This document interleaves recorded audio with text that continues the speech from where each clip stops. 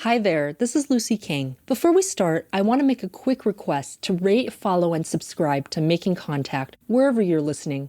Now, on to the show. Making contact. Making contact.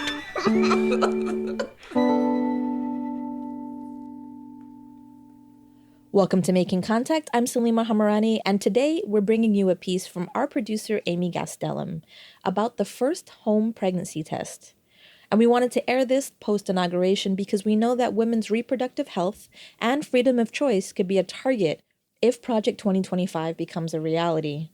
The fight for reproductive justice is a story we don't actually learn that much about. And we're on the precipice of losing a lot of those rights. So today, we're going back to the 70s to meet a woman named Margaret Crane. It was just amazing. I thought, well, how simple that would be. All you need is a test tube and a mirror, and and a woman could do it herself. That's Margaret Crane. She goes by Meg. In 1965, she was a graphic designer, only 25 years old. At that tender age, she got it in her mind that instead of asking a doctor for a lab test, people could do pregnancy tests at home. Just as a woman, I thought, why couldn't you know this yourself and not have some authority tell you this? That's coming up on Making Contact.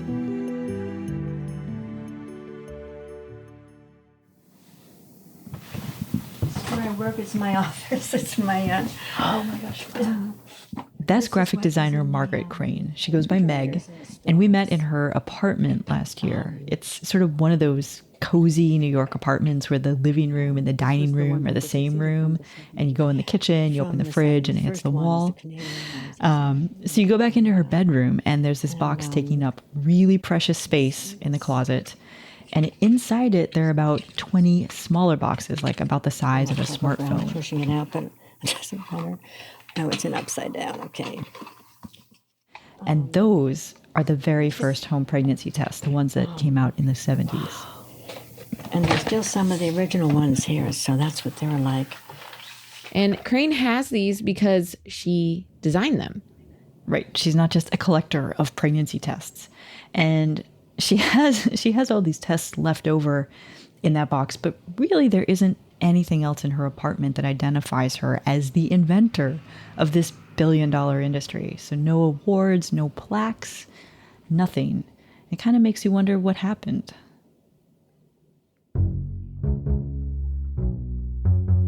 So Crane studied graphic design at the Parsons School of Design, New York City, famous school. But she left before graduating and started freelancing all over the place. And in 1965, she went to work designing packaging for a pharmaceutical company in New Jersey. The company was called Organon, and Crane generally sat at a desk for her job there. But once in a while, I'd have to go over to the laboratory for some reason. So I was there, and there was an older gentleman there, Dr. Slade, who'd been there for many, many years. And he showed me these tests and how they were done. This casual tour of the lab happened in 1965. Crane was 25 at the time, and she was the only woman in the lab that day. There were a couple of secretaries, that the executives had, but it was, generally speaking, a very highly male-employed company. So she entered the lab that day, and she saw a long line of test tubes and a metallic metal surface underneath them, angled underneath them. And someone explained that they were pregnancy tests. okay, so at the time, a woman couldn't just go get a pregnancy test at a pharmacy or even at her doctor's office. In fact, a woman could only get a pregnancy test done in a lab like this if a doctor ordered it. And a doctor would only order it if there were something wrong with her pregnancy. So back then, women basically just waited to see if they got big. And that's how they knew for sure that they were pregnant. Okay, back to the lab. And so all these rows of test tubes were different women, and they're being tested for pregnancy or not. And looking at that, I thought, it was just amazing. I thought, well, how simple that would be. All you need is a test tube and a mirror, and and a woman could do it herself. Crane went home and she started working on a model for a home pregnancy test. Her first attempt was based around this small plastic paperclip box that she just happened to have on her desk. Just as a woman, I thought, why couldn't you know this yourself? And, for all purposes, if you were young married and wanted to find out, what's going on here, are you pregnant or not? Why wouldn't you want to know that right away? And if you weren't married and were worried about what you'd have to do if you weren't, you'd still want to know soon. I mean, it's as simple as that. And just you'd want to know, period. You'd want to know yourself and not have some authority tell you this. She worked on this project in her spare time. She was kind of obsessed. In fact, the night that she finished it was New Year's Eve. And that evening, Crane went to a party with friends. And I went like 5 minutes to the party, and I just left the party, and I spent the whole night trying to make this right. And that's when I finally finished the design on the test. And I brought it in, and the man who I brought it to, he started asking me to call so-and-so. He thought I was his secretary, and so I was to, do this or that for him. And he looked at it, he was sort of smiled. I think he sort of laughed and said, that maybe somebody else could do this, but we can't. So part of the problem was that these lab pregnancy tests were like half of Organon's business at the time. And the company, they weren't into taking crazy risks and compromising so many of their earnings by changing their whole business model. So marketing tests to women directly just seemed kind of crazy. Yeah, that's right. That's true. But the other problem or problems were a little bit more tangled. The company wasn't sure how a test like this would be received socially or by the medical community. Yeah. So we have a friend, Jesse Oshinkogren. He's a researcher at the University of Cambridge, and he actually studies that. He studies the history of pregnancy testing. And he pulled out this clip from a newspaper from England around 1969, which was right around the time that medical labs there started offering pregnancy tests that you could get without a doctor's prescription, which was crazy and revolutionary. And the doctors there, of course, were not happy. So here's Jesse reading that newspaper clip from 1969. Women who apply for pregnancy tests to pharmacists instead of visiting their doctor may be risking their lives, the British Medical Association warned yesterday. So this is a radical statement. It's not coming from a kind of quack or a fringe doctor. It's coming from the British Medical Association. This really does sound crazy today, but, the article continues that women who are not happy about a positive result might do something drastic like commit suicide, right? And that pregnancy, moreover, was a too serious matter to be left to self-diagnosis and treatment. Okay, so we talked to Wendy Kline about this. She's a professor at Purdue University, and her work focuses on the history of women's health in the U.S.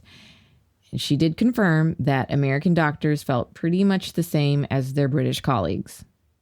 Part of the doctor's role is not only to provide medical care, but often with a moral tone, that they're not simply dispensing advice or prescription, but they're going to let their patient know if they disapprove of the sexual behavior.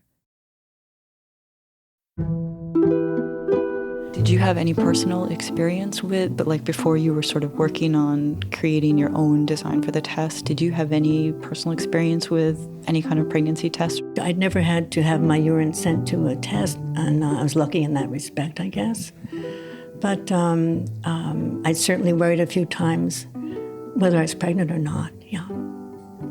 And if you had to go to a doctor as an unmarried woman and sort of go through the procedure for testing, can you imagine what that would have been like for you at that time? A friend who had found a doctor who was very helpful to her sent me to a doctor who put me on birth control pills because he was very open to doing that, but not all doctors would have at that time. They just came around in the early 60s, and so not every woman was. You'd have to be married. Let's say your doctor would consider they wouldn't give them to you unless you were married. This happened a lot. Why would you have to be married to have birth control? Yes, this is our society, right? Right. So clearly, you're not having sex if you're not married. Of course. Yeah. And people really believed that. I guess they hoped that, maybe, if they came from a certain background. I think the state of Connecticut at that time still could not sell birth control in the entire state. This is in the 1960s. And this happened in other states. It wasn't readily available, period. Yeah. Remember, women's reproductive stuff was really hot in the 1960s. In Great Britain and the US, the pill and elective abortion were fiercely debated. Jessie told us non-medical pregnancy testing was debated right next to these issues. Pregnancy testing was really bound up and caught up in much broader debates around, women's rights, control over, women's control over their own bodies, around reproduction, abortion, and contraception. Wendy Kline, that professor you heard before, she said women were rallying around these reproductive issues because they were seen as the most basic rights over their bodies. This idea that they could understand and have information about what their bodies were doing without somebody else telling them that their bodies were doing it was literally a revelatory moment, because it meant individual women could have more control over their reproductive lives and thus their lives more generally. So for women at the time, there was so much at stake, and also a lot of pushback from churches and doctors. And that is the climate in which Meg Crane tried to make a home pregnancy test. And that's, just what was going on outside the company. Inside Organon, it really wasn't much better. So we talked to this guy, Arthur Cover. He's one of Crane's old coworkers. And back in the day, he worked in advertising, and Organon was one of his accounts. What was Meg like? She's very pretty. She's very self-effacing, very quiet, and she also is very talented, as we found out later.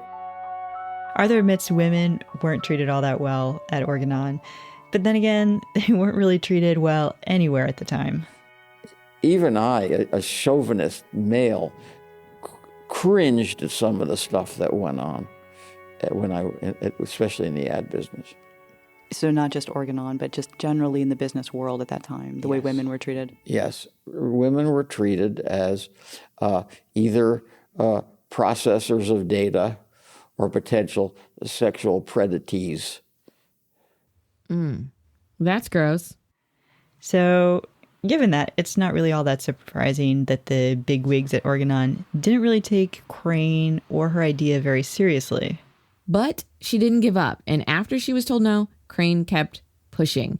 And finally, one executive actually listened a little bit. And at one point, one of the executives went to the parent company in the Netherlands for a meeting, which they do pretty often. And he came back with some funds for it because he brought it up to the Dutch, and they were so, advanced in that way. Crane says the Europeans were a little bit more progressive about reproductive stuff. In fact, they already had a similar home pregnancy test in the works over there. So they gave that executive some money to get it started here in the US. And that's when they hired other designers to create prototypes for a home pregnancy test. Yes, the test Crane had come up with and built and pushed so hard for. And there was to be a meeting in the conference room when these people would be showing their work. And I was allowed to be in that meeting. So they put their work on the table, and at the end of theirs, I put mine. Organon invited their new advertising team to this design meeting, including Arthur and another ad guy named Ira Sturdivant. And he walked down the table and picked mine up, and he said, well, this is what we're using, isn't it? And an executive said, well, no, that's just something Meg did for talking purposes. At that point, I thought, whoa.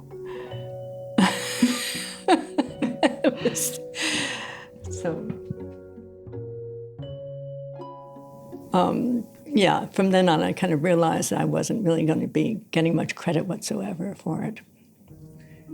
But did they end up using your design? Yeah, sure. Yeah, they did. They had, as a matter of fact, they said, because the other designs are really not good at all. They weren't scientifically right. They weren't, they were very feminine-looking little things you would get bobby pins in or something. And I'd asked about producing mine, and they said, well, yours would be much too expensive. It's very elegant. That's for the wealthy woman. And so I took off from work, and I went around to plastic companies and in the Bronx and Newark and all kinds of places. And I finally found a company that came in with a price that was so much less than any of the ones the other designers worked. So they had to do it. I think that's how it happened. Eventually, the company also thought it was the right design, and they bought the patent from Crane. For $1. They had a little signing ceremony in the outer lobby in the offices, and had all the paperwork there for me to sign. And I signed my rights away. I was to get $1 for that. And, but I was just very thrilled that they were going for the patents, which I couldn't do myself. I couldn't afford to do it. So I was compensated later because the company came to my husband and me to do the test market in Canada. So we got paid for that. That's right, folks. It started in Canada, not the U.S. But first, remember that other ad guy, Ira Sturdivant, the one who walked in and grabbed Crane's design? Well, there's a little bit more to that part of the story. When he walked in that day, I fell in love with him at that moment.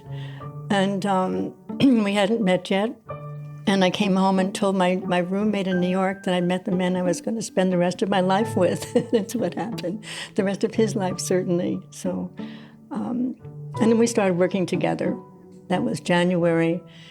And by July, we were living together. So.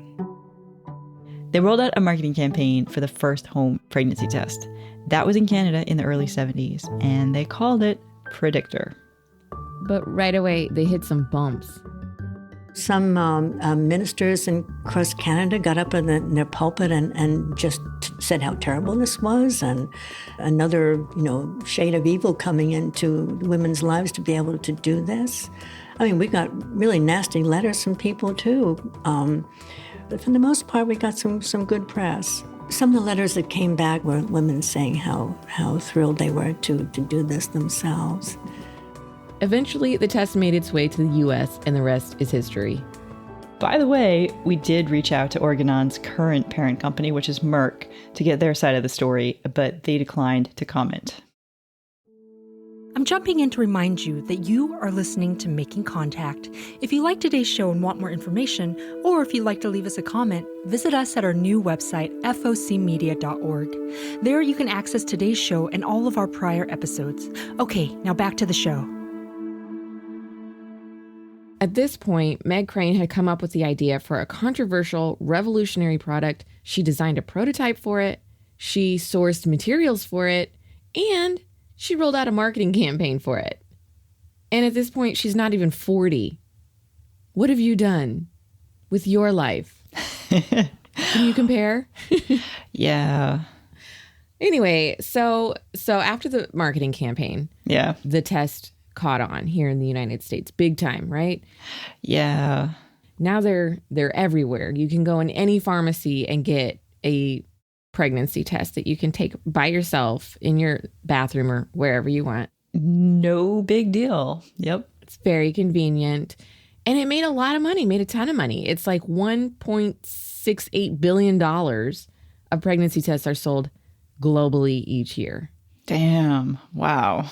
Yeah, it's insane. It makes a ton of money, and it also changed the way that women learn about their pregnancies, obviously. But, and here's the but, Margaret Crane, she never really got any credit for her work. Which is crazy, right? And it's not like there weren't opportunities to give her credit. I mean, a few years back, the National Institutes of Health put together this really comprehensive history of the pregnancy test. It started in 1350 BC. 1350? That's right. And 1350? 1350. Pregnancy test in 1350, what's that look like? You know, I don't remember. I think it was like peeing on like sand or something. I don't know. Peeing on sand.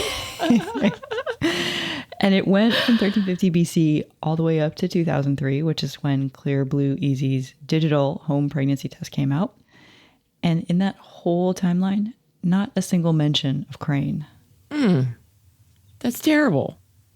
Yeah, right? But then in 2015, that prototype she made with the paperclip box, it was put up for auction. Margaret Crane, first home pregnancy test, there it is. No guarantees offered with this law. Before the bidding started, a rep from the auction house asked Crane what she wanted to earn from it. I said, how do you put a value on something like that? And she said, well, 5,008. And I said, well, how's 6 to 9? Because Ira's birthday was November 6th and mine was the 9th. So that seemed like the only way to do it. Is there any more? 9,500, I can almost sell at 95. Tom, are we out at $9,500? Last call at 95. Sells to you, Christina, 4660. The buyer was the world's largest museum complex. That's right. Now Crane's invention lives at the Smithsonian's National Museum of American History in Washington, D.C. So we're going to walk down the hall to our storage room. Alexandra Lord is the chair and the curator of the museum's History of Medicine and Science collection. She is now the keeper of Crane's prototype. And Lord wears these white rubber gloves while she carefully removes it from the humidity and light-controlled cabinet where it's stored now. And if you look at it, it's not very sexy to look at. In many ways, it's very simple and straightforward. It's basically just a plastic box with a mirror on the bottom, an angled mirror, and 2 test tubes. It was very simple to use. It actually took just a few hours, and the predictor and the company which produced the predictor claimed that you could have this probably within about 4 or 5 days of being pregnant, you could actually make a determination. And since most doctors and most patients didn't go to the doctor to determine whether she was pregnant or not until she had been pregnant for several weeks, this was just a major breakthrough in how early a woman could learn about her pregnancy.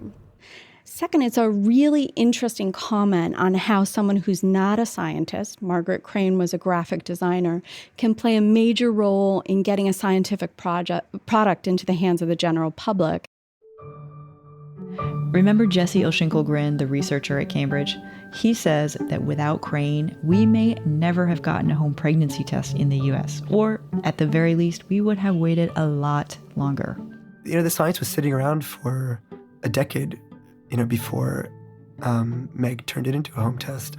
I mean, just because the science is there doesn't mean it's going to be used by the people that need to use it. And I really think I really want to emphasize that it's not like the design is an optional add-on to the science. And I mean, I really think without the design, the science was nothing. It didn't make home pregnancy testing by itself. It really did need the design. Remember Arthur Cover, the ad guy who worked with Crane at Organon? The first time he saw her prototype, he says he knew it was special. It was dynamite. Dynamite in a bad way. Dynamite can be used to construct dams as well as blow down buildings. I could predict the fact that it would create a need that was always there, but had never been crystallized. That's the thing. It's sort of like something like this crystallizes a need that people aren't really aware of.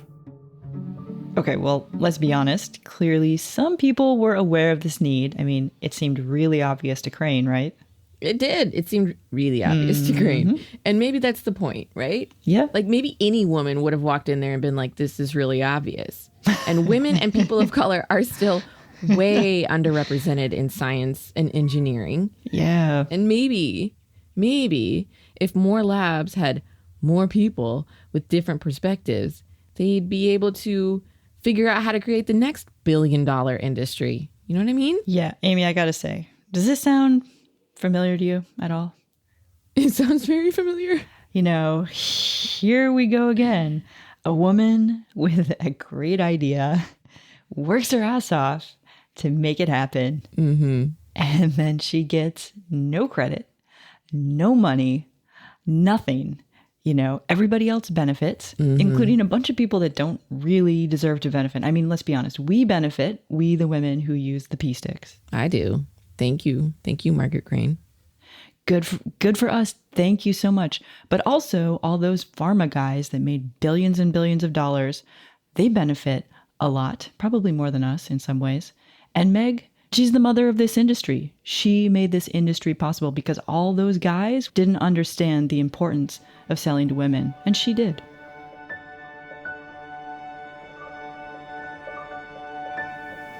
Did you have a sense this changed things for women, first in Canada, but then eventually in the 70s when it came here, how it changed women's lives? I remember being at parties or groups of people and a woman saying, for instance, oh, I just took the pregnancy test and, John and I are so thrilled or whatever, things like that. I heard a lot of people saying they'd taken them. They didn't know that I was involved with them, that kind of, so that's just kind of fun to hear that. And young women that I did know who knew that I was working on it told me what it meant to them to take the test. So, I think now I'm very proud of that. I'm very happy that happened, that I had part of it. And has the company ever sort of acknowledged or credited you in any way that isn't financial? No. Yeah. People didn't know I've done this, and I don't want to go bragging about it. I just, it's very, very hard to keep it back. Sometimes I do want to tell people, and this has been done, and it's, Smithsonian has it, but I have to be careful. When the auction was sort of announced and publicized, and journalists started coming and asking for interviews, was that the first time that anybody had sort of come to you and acknowledged your work and your contribution? Yeah. Yes, it was. Nobody knew really, would have reason to know, that's...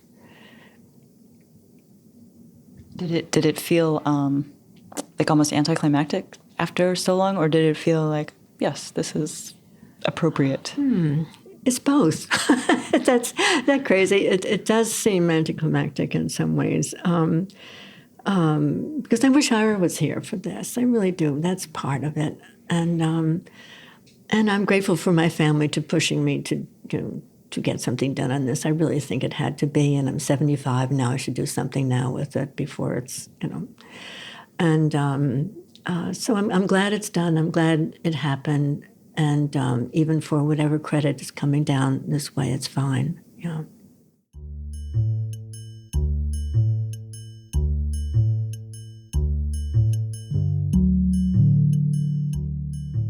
That was Amy Gastelum, and you were just listening to Making Contact.